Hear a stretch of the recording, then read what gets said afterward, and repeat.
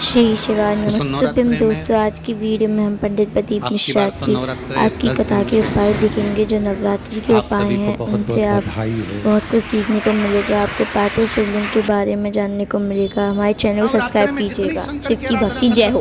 उतनी करो। शंकर की आराधना करने से नवरात्र में शक्ति का बल बढ़ता।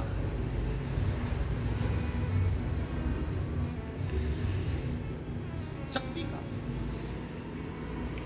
क्यों गुरुजी नवरात्र में शंकर जी की आराधना क्यों करना चाहिए? हमने कहा अगर माता रानी से जो मांगना है तुम्हें, अगर तुमने रोज नवरात्र में शिव जी की आराधना करिए, शंकर की कथा सुनिए, शंकर की आराधना करिए, शिव स्तुति करिए, शंकर को एक लोटा जल चढ़ाया, माँ आद्य शक्ति तुम्हारे पर कृपा करेगी। क्यों? क्योंकि जिस स्थान पर शिवलिंग रखा होता है और जो हस्त कमल है वो माँ पार्वती, जगत जननी दुर्गा भवानी है। जब हम जल चढ़ाते हैं, माँ आद्य शक्ति अम्बा जगदम्बा 64 योगिनियों पर वो जल चढ़ जाता है और जगत जननी नवरात्र में प्रसन्न हो जाती है। वो जल की इतनी महत्वता है।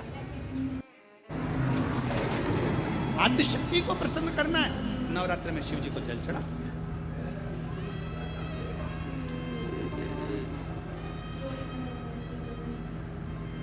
कोई बेटा बेटी है,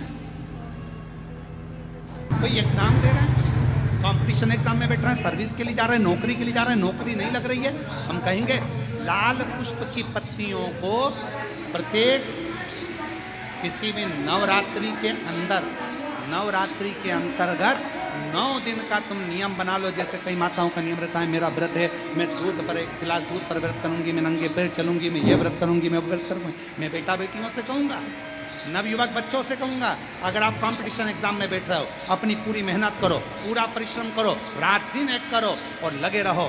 और 9 दिन तक नवरात्रि में 9 दाल, 9 पंक्तियां या 9 कोई भी चावल लाल कलर में कर कर, कुंकू में कर कर, अगर माँ जगत जननी के मंदिर में नहीं जा सकते, माँ भीड़ रहे तो शिवलिंग की जो जलाधारी है, जहाँ पानी गोल घूमता है, इस जलाधारी पर कहीं पर भी नवरात्रे में 9 दिन तक या तो लाल फूल की पंखड़ी 9 या 9 चावल के दाने लाल कलर कुंकू में, लाल चंदन में उस स्थान पर चढ़ाना प्रारंभ करो। 9 दिन के बाद तुम्हें 15 दिन और निकलेंगे, उसके बाद तुम्हें खुद लगेगा कि तुम्हारी जॉब, तुम्हारी नौकरी तुम्हारा बाबा ने लगाया है। शक्ति का बल, परिश्रम जरूर करना, मेहनत जरूर करना, रात दिन पढ़ाई एक साथ करना और अपने परिश्रम को नहीं छोड़ना। मेहनत जरूर करो और साथ में ये प्रयोग भी करो नवरात्रि का। देखो शिव और शक्ति का बल तुम्हें प्रसन्नता देता है कि नहीं देता?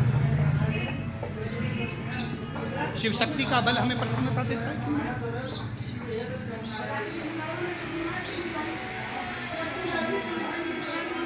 अब कई लोग ऐसे होते हैं, हम नवरात्रि आई है, माता रानी को भज रहे हैं, जगत जननी दुर्गा भवानी को भज रहे हैं, पर शिव जी के मंदिर तक नहीं जा रहे, समय नहीं मिल रहा मंदिर जाने का, क्योंकि माता जी के मंदिर जाते हैं, माता जी को प्रणाम। अरे शंकर को पहले भजो, सवेरे उठते से पहला एक लोटा जल शिव को, क्योंकि उसी के माँ जगत जननी कमल पर जल जाना जरूरी है शंकर पर। और कितनी महत्वता कलश की महाराज, जिनके घर में ज्यादा रोग हो, बीमारी हो, ज्यादा तकलीफें आ रही हो, कष्ट बढ़ रहा हो, बीमारियां बढ़ रही हो, या भय लग रहा हो, डर लग रहा हो, हृदय चित्त में कहीं ना कहीं आपको भय का भान हो रहा हो, तो एक लोटा पानी एक कलश में जल भर कर रख लीजिए और रात भर उसको रखे रहने दो। नवरात्र चल रहा है, उस कलश को रात भर रखकर सुबह सुबह उस कलश में एक बेलपत्र डालकर उस जल को नीम के पेड़ के नीचे, जहाँ नवरात्रि में नीम के पेड़ के नीचे सारी विद्याएं, आद्य शक्तियां, सारी देवी उस नीम के पेड़ के नीचे विराजमान रहती हैं। उस कलश में एक बेलपत्र डालकर रात भर रखकर उस जल को पूरे घर में घुमाकर